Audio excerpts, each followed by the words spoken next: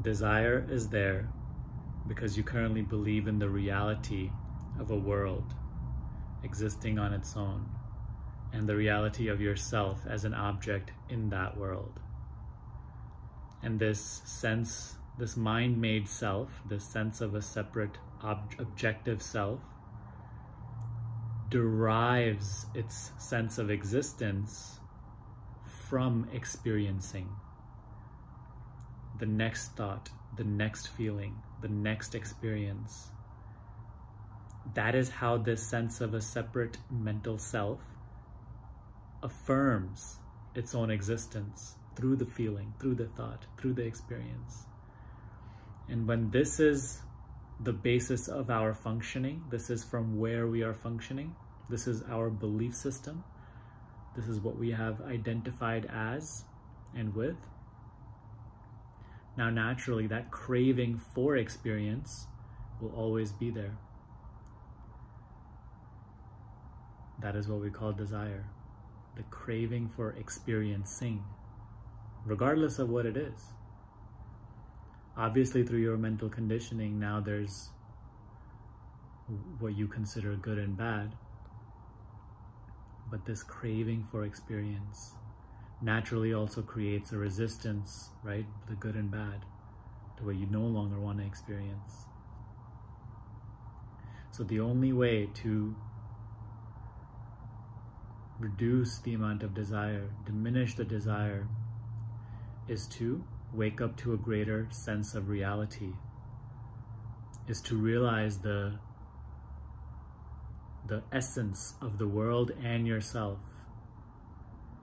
As long as this is what is real, there will always be desire.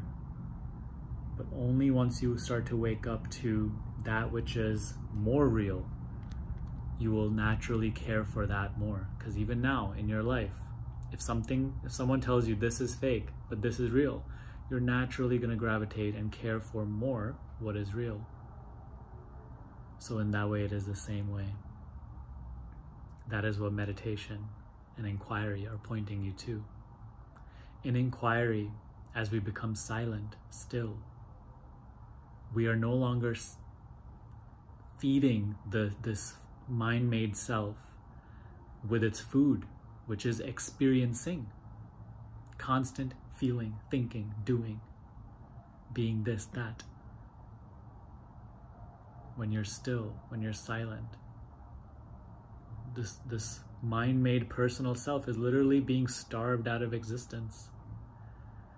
And naturally in silence, you grow an understanding of something that is ultimately much more real than just this mind-made self of past, history, story, likes, preferences, desires, resistances, fears.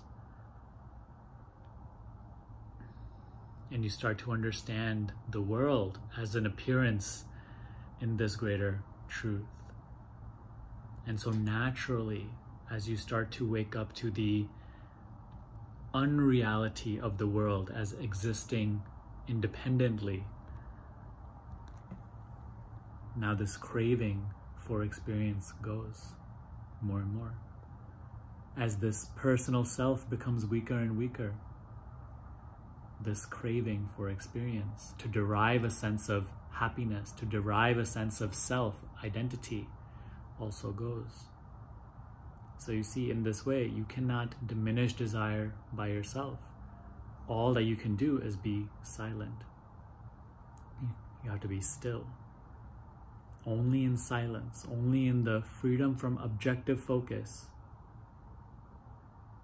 can this greater sense of reality be more and more understood, not as something other than myself, but rather the essence of myself and the world.